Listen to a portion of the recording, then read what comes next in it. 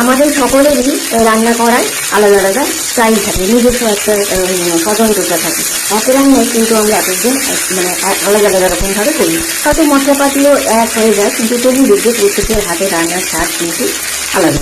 তো দেখো আজ আমি খুবই সাধারণ, খুবই মানে জনপ্রিয়, ঘরে ঘরে হয় সেরকমই একটা রান্না আমি কীভাবে বানাই হঠাৎ করে মনে হলো একটা ভিডিও বানিয়ে ফেলি স্টার্ট করে আমার বন্ধুদের জন্য।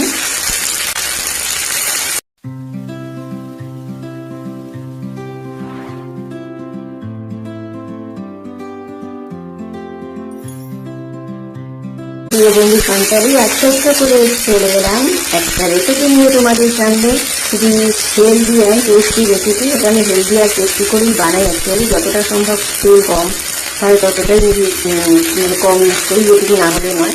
তো জিরে তেজপাতা ফোড়ন দিয়ে পেঁয়াজটাকে ভেজে নিই। এটিতে চাল ডাল অর্ধেকটা পরিমাণে বেশি সেদ্ধ হয়ে গেছে, আশা করি বুঝতে পেরেছো। আমি খিচুড়ি রেসিপি শেয়ার করছি আমার বন্ধুরা। সব খিচুড়ি তবু সেটা আমি আমার মতো করে কীভাবে বানাই, তাও আমি অতবার এক এক রকমভাবে বানাই। যেমন আজকে আমি সেদ্ধ চালের খিচুড়ি বানাচ্ছি, পেঁয়াজের সবজি আমের খিচুড়ি, নিরামিষ খিচুড়ির থেকে টেস্ট আলাদা, ওইটা একটা আলাদা টেস্ট, সেটা একটা আলাদা টেস্ট। তো ভালো মাঝে আজ এই রেসিপিটাই শেয়ার করি তোমাদের সাথে। একটু গাজর পড়েছিল, নষ্ট হয়ে যাবে সেই কারণে দিয়ে দিলাম এর মধ্যে। খিচুড়ি তো মোটামুটি সবজি দেওয়াই যায়। তো এখানে আমি আদা রসুন লঙ্কা আর গোটা জিরে দিয়ে এই মশলার পেস্টটা বানিয়ে নিয়েছি। পরে পেঁয়াজটা ভাজতে ভাজতে আমি মশলার পেস্টটা দিয়ে দিয়েছি। আর এদিকে আমি ভাত আর ডালটা অর্ধেকটা পরিমাণ সিদ্ধ হওয়ার পর গ্যাসটা অফ করে রেখে দিয়েছিলাম। তো আবার আমি এটাকে মানে লো ফ্লেমে জ্বালিয়ে দিয়েছি। এটাও ফুটতে থাক আর এই মশলাটা এখানে কষানো হতে থাক, ততক্ষণ ভালো করে কষিয়ে নিতে হবে। তো যেহেতু আমার ভয়েসটা খুব মানে লো ভয়েস আর কি, কম শোনা, মানে খুব একটা জোরে আমি কথা বলতে পারি না, আর রান্না করার সময় রান্না বান্নার আওয়াজ আসে।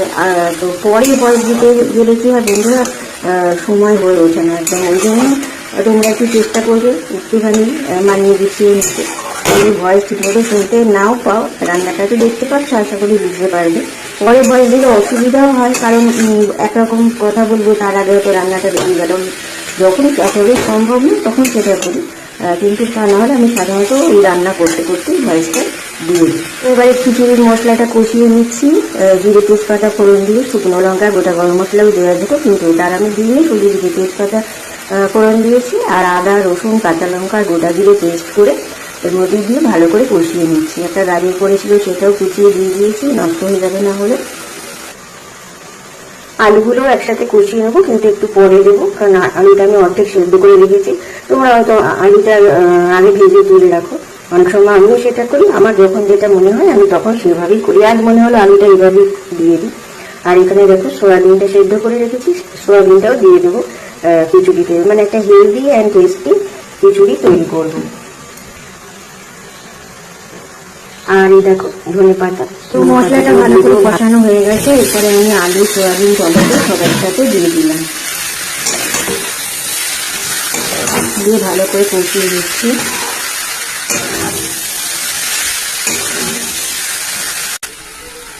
তো আবারও বলছি বন্ধুরা, আলুটা না ভাজার কারণে অনেকে হয়তো তোমরা কমেন্টসে লিখতে পারো, খুব একটা কিন্তু টেস্টের এদিক ওদিক হয় না। চিকেন মাটনের সময় অনেক সময় দেখো, আমি মাটনের কথাটা বাড়ি দাও, মাটনটা এরকমই একটা জিনিস যেটা মানে একই রকমভাবে করাটাই উচিত, তবেই ট্র্যাডিশনাল টেস্টটা আসে। চিকেনের ক্ষেত্রে অনেক সময় আমি আলু না ভেজে এরকম দিয়ে দিই, আবার কখনো ভেজে দিই। আর খিচুড়িতেও সেম, কখনো আলুটা ভেজে তুলে রাখি। তো আজকে প্রথম কারণ হচ্ছে এতটাই তাড়াহুড়ো আর এই বৃষ্টির কারণে অনেকটাই লেট হয়ে গেছে অ্যারেঞ্জমেন্টগুলো করতে, কাটাকুটি সমস্ত কিছু করতে। সেই কারণে আমি আলুটাকে জাস্ট একটু সিটি দিয়ে নিয়েছি তাড়াতাড়ি হওয়ার জন্য, কারণ এখনকার আলুর কোনো মানে গ্যারান্টি নেই যে সেটা ঠিকমতো সেদ্ধ হবে কিনা। আর যেহেতু মশলাটার সাথে ভালো করে কষিয়ে নিচ্ছি, মানে খুব একটা হেল্পের কিছু টেস্ট হবে না, কিন্তু আমি অনেকক্ষণ ধরেই কিন্তু এটাকে কষিয়ে নিচ্ছি। ব্যাস এবারে এটাকে আমি চিকেনের মধ্যে মিশিয়ে দিলাম, দিয়ে একটু নেড়ে ছেড়ে দেবো। ভালো করে হাতা দিয়ে মিক্স করে নিচ্ছি। তারপরে দেখো আমি এই আলু সয়াবিন টমেটো মশলা সব কষিয়ে নিয়ে এটাকে আমি চাল ডালের মধ্যে ঢেলে ভালো করে আদা দিয়ে মিশিয়ে নিচ্ছি। নুন তো দেওয়া হয়েই গেছে। আর একটু যা দেওয়া বাকি আছে একটু পর দিয়ে দেবো, একটুখানি আলুটা এগুলো সেদ্ধ হয়ে যায়। সব শেষে দিয়ে দিলাম ধনে পাতা আর চিড়ে রাখা কাঁচা লঙ্কাগুলো, দিয়ে দিচ্ছি গরম মশলা গুঁড়ো, সব শেষে কিছুটা পরিমাণে ঘি।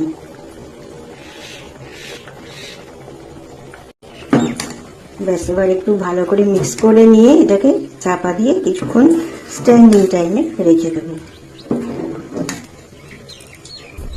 তো বন্ধুরা, এই ছিল আমার নিজস্ব স্টাইলে বানানো খিচুড়ির ফাইনাল লুক। এটা যত ঠান্ডা হবে, এখনো দেখো ধোঁয়া উঠছে, এই জন্য আমি দূর থেকে ক্যামেরাটা করছি, তত আরেকটু জমে যাবে। তবে একেবারে জমাটা খেতে ভালো লাগবে না, সিদ্ধ চালের খিচুড়ি তো। তো আজকের ভিডিওটা যদি ভালো লেগে থাকে ছোট্ট করে একটা লাইক করবে, সুন্দর করে কমেন্টস করবে। দেখা হবে পরবর্তী কোনো ভিডিওতে। এবার তাহলে আসি বন্ধুরা, টাটা।